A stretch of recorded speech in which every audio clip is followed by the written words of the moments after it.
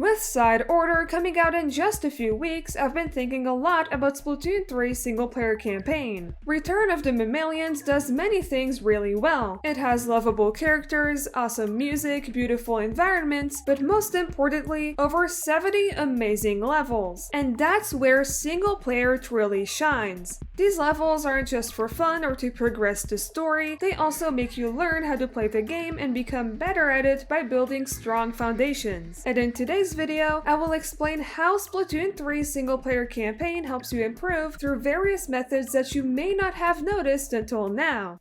In this video, I will mostly be talking about the levels in Alterna because the crater really only serves as a tutorial for the basics. Whenever you enter a level, you spawn in this chamber where you can choose a weapon. You can choose 1 out of 3 weapons to clear the level with, and it'll be more or less difficult depending on which one you choose. One of the weapons is marked as recommended and usually indicates the medium difficulty, and the 2 others are either easier or harder. In the first 2 sites, your choices are more limited, but after that there is much more variety. Not only do the levels let you choose the difficulty based on your skill level and how you like to play, but they also encourage you to explore new weapons and learn how to play them. Even with varying difficulty, weapons and kits are carefully chosen to fit that specific level, so it's the perfect environment to easily pick up and learn something new. This is great especially for newer players who maybe haven't tried many weapons yet. It can be quite daunting to try new things in multiplayer, but here you get whole levels where you can practice and learn without having to stress about the objective, time limits, other players, or anything else. This is a really fun way to teach players how to use weapons, their strengths and weaknesses, and it can even help them find a new weapon or class they'd like to take into PvP.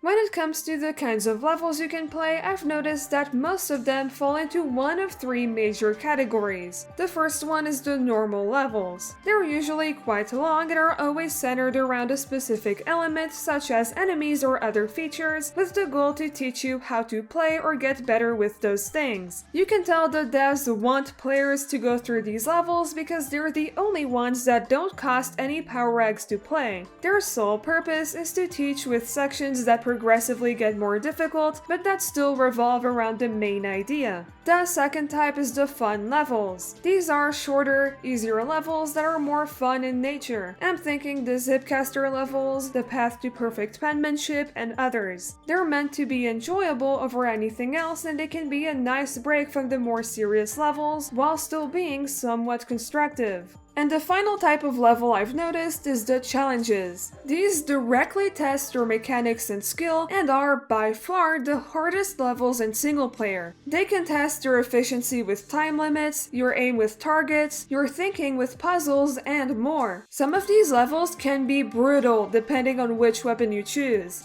You can tell that every level wants you to learn or get better at something. The game is always making you solve puzzles, use new things, and test your skills. But every time it does it in different ways that keep the levels feeling fresh. Now, of course, if you already have thousands of hours in Splatoon, you probably won't get as much out of single player as someone who just got the game. But I think it's still designed in a way that anyone can find it fun and constructive. For example, I suck with Zipcaster. I'm genuinely awful with it and I do not know how anyone can use it without immediately dying. But the levels with it helped me a lot to learn the basics of how the special works. And that knowledge gives me enough of a foundation to know where to start if I were to pick up a Zipcaster weapon. Another great thing in these levels is the enemies. They may seem like they're just robots that shoot at the player, but their design is deeper than that. The basic Octarians just teach you the very simple concept of avoiding shots, but some of the others teach you how to deal with things you encounter in PvP. Let's take Octo Snipers as an example. These are charger-wielding enemies that you have to avoid and hide from, and they can only be countered during the downtime between shots or if you have a bomb or special special you can use to attack from afar. And if you think about it, it's the exact same thing in PvP. Yes, it's more complex in multiplayer because chargers have a kit and other various reasons, but it's the same fundamentally. For a few more examples, enemies like Octohoppers teach you how to aim at slosher players who jump during their attacks, Octodiscos are literally living big bubblers, and Octobombers teach you how to deal with those rats who think it's funny to run 3 maze of Subsaver and spend the whole game spamming bombs instead of actually playing the game. And the best example is obviously the enemy Octolings that are made to replicate the actions of a real player. The fact that enemies mimic real playstyles or gameplay features isn't a coincidence. Of course, it's always harder in multiplayer because they're actual people and not robot octopuses, but it exposes players to those concepts and mechanics and gives them an idea on how to react to them. Overall, I think the levels in this game are genius. They're not flawless, but I think they're pretty damn good as a way to teach new players how to play and approach the game. And in general, they're fun for everyone. With the level design and format, the incentive to try new weapons and the enemies, the levels in Alterna are a fantastic way to learn new things and get strong foundations you can build off of when you play the multiplayer modes. And the best thing about it is that it's such a good time the whole way through.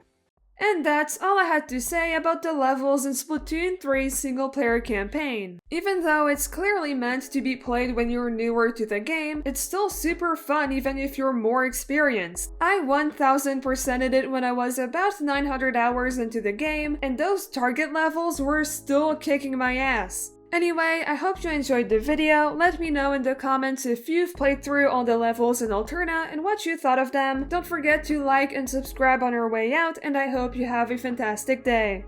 Bye.